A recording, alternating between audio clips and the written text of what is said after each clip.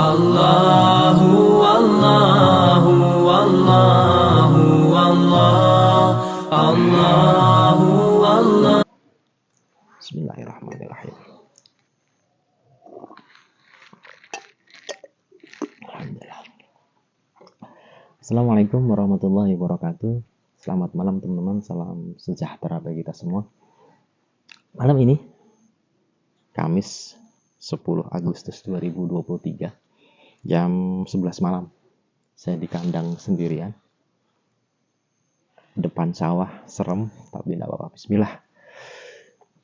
Video pertama saya mau sharing pengalaman bagaimana awal memulai sebagai peternak pemula. Saya punya basic peternak, keluarga juga tidak ada yang menjadi peternak. Saya benar-benar perintis,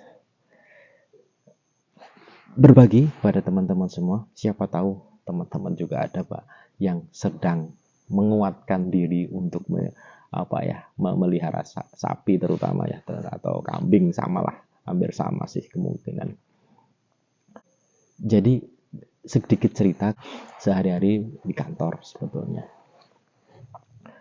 Tapi saya senang dengan hewan sapi. Dulu pernah saya di kantor itu agak pusing ya, yang kerjaan menumpuk. Saya dari Semarang itu main ke Salatiga, hanya nongkrong di kandang sapinya orang yang belum pernah saya kenal. Pulang maghrib sampai Semarang jam 9 malam. Fresh lagi. Mulai seneng sapi, akhirnya saya pengen punya sapi sendiri. Alhamdulillah dijabah sama Allah. Akhirnya saya bangun kandang. Selesai tanggal sekitar 10 Februari 2023 kemarin. Kemudian tanggal 19 saya isi. Berdatang ada 10 kandang, ada 10 slot. Dan alhamdulillah Idul Adha tanggal 28 29 sholat semua. Alhamdulillahirabbil alamin. Nah, mau berbagi sama teman-teman yang mungkin ingin memulai, masih maju mundur, memulai mewujudkan cita-citanya. Jadi paling tidak ada 5 kiat atau 5 hal yang saya persiapkan dan saya lakukan untuk memelihara sapi. Yang pertama, karena saya tidak punya basic, tidak pernah memelihara, hanya senang, makanya saya belajarlah, membekali diri terkait dengan atau ilmu-ilmu tentang peternakan, terutama ya peternakan sapi.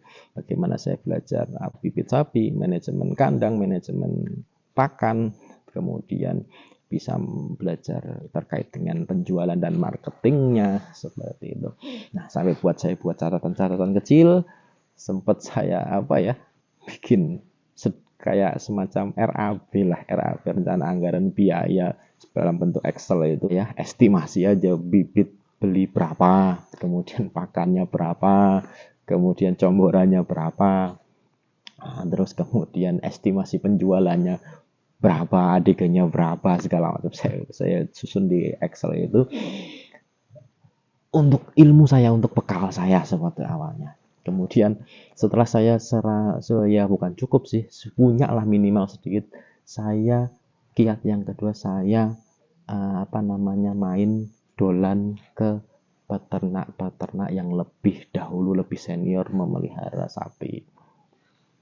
Di sana saya sharing, minta pendapat dan lain sebagainya lah, terkait dengan manajemen kandang, terkait dengan manajemen pakan, bagaimana penjualannya, yang lebih ini sih, saya bangun kepercayaan, trust pada senior lah, peternak senior lah saya menyebutnya lah, agar ketika nanti suatu saat ketika ada trouble, permasalahan, ketidaktahuan itu bisa kita tanyakan, seperti itu. Ketiga terkait dengan bibit. Jadi bibit pakalan itu kalau saya sih sesuai proyeksinya sih. Kalau kebetulan saya karena untuk kurban Idul Adha keluar, jadi saya bikin carinya spek kurban Itu pun ada beberapa macam kan, ada yang ekonomis, ada yang sedengan, ada yang jumbo.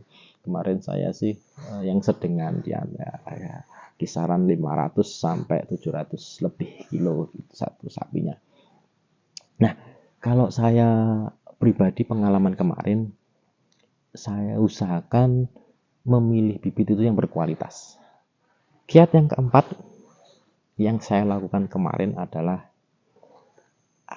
membangun hubungan dengan tenaga kesehatan hewan setempat.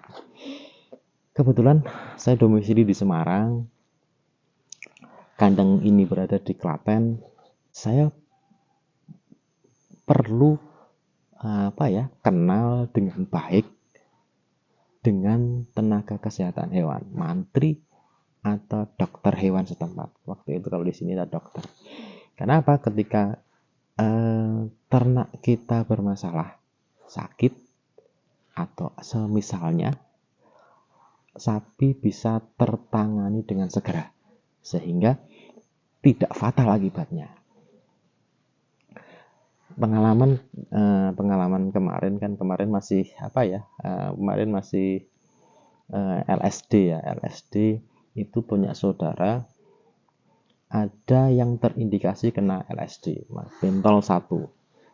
Karena terdeteksi sejak awal, dipanggillah dokter hewan setempat. Karena sudah terbangun trust yang baik, hubungan yang baik, beliaunya segera datang. Karena biasanya sih di ceruk-ceruk sentral daerah-daerah yang banyak peternaknya itu biasanya para dokter hewan atau tenaga kesehatan itu sibuk, apalagi kondisi banyak penyakit, banyak virus seperti sekarang ini. Mereka sibuk kemana ya. Tapi kalau kita sudah bangun hubungan dengan baik, kita bisa tertangani dengan segera. Beliau segera datang dengan respon yang baik. Baik, yang kelima, pengalaman saya kemarin, kiatnya jangan panik. Karena saya mengalaminya. Panik di sini ada 2 menurut saya ya. Yakni yang pertama, panik ketika sapi sakit. Yang kedua, panik ketika hewan kurban kita belum laku terjual. Sebagai peternak pemula, jangankan sakit, sapi tidur pun kadang kita panik. Kenapa seperti itu? Ya karena sapi tidur pun kadang tingkahnya macam-macam. Ada yang terlentang, kakinya di atas, kepalanya ditaruh sembarangan seperti itu. Kita lihat, ternyata hanya tidur. Itu aja kita panik, apalagi sapi sakit. Jangan panik. Kita sudah kenal dengan dokter hewan setempat, kita sudah kenal dengan teman-teman peternak lebih senior, bisa sharing, bisa minimal respon pertama apa yang harus kita lakukan, kita tahu seperti itu untuk menolong si sapi, karena sapi sakit itu harus segera tertolong. Yang kedua, panik ketika belum laku terjual. Kemarin pengalaman saya sempat mengalaminya. Jadi ada satu sapi yang lumayan bagi saya, bagi peternak pemula, bobot di atas 700, di bawah 800 lah. Panik karena biasanya 2 bulan atau 1,5 bulan sebelum Idul Adha itu banyak peternak senior statusnya, story-nya sold out. Kita kalau maklum, kalau kita belum punya pelanggan, kita belum punya belum soibul kurban, belum kenal kita, belum tahu peternakan kita bingung apa yang mau kita lakukan. Jangan panik. Karena sempat kemarin yang tadi saya ceritakan, sapi di bawah 800 itu saya panik, saya jual murah. Seharusnya kalau lebih santai mungkin sebetulnya harga pasarannya lebih tinggi, lebih bagus lah. Seperti itu. Kita bisa mengandalkan, kemarin kalau saya mengandalkan media Facebook, media sosial Facebook sama WhatsApp. kan bisa nih, yang saya nggak punya TikTok, saya nggak punya ya, Instagram sedikit saja, Instagram saya nggak terlalu aktif di Instagram, bisa kita manfaatkan. Dan alhamdulillah kemarin hanya mengandalkan dua media ini, tiga lah sama Instagram tapi nggak terlalu ini. Alhamdulillah Sohibul Kurban dari Bantul, alhamdulillah datang ke kandang.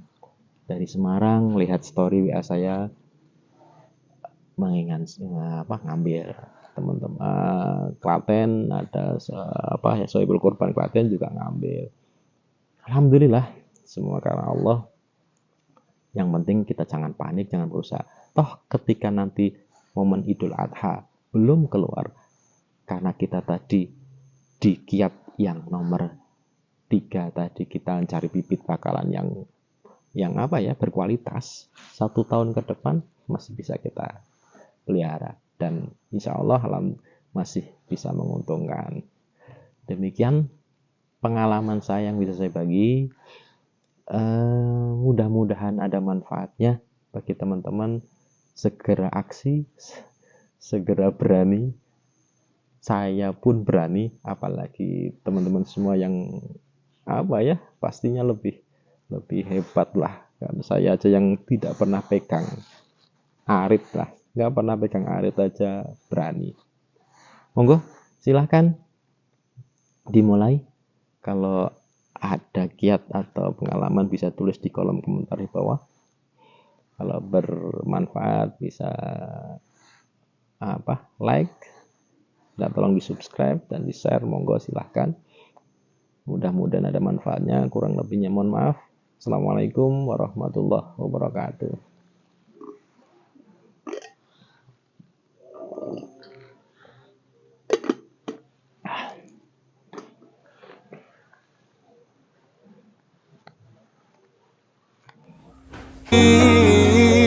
لن تستقيم حياتنا إلا به هو القرآن والفرقان إليه تنصت الأكوان وفيه تعطر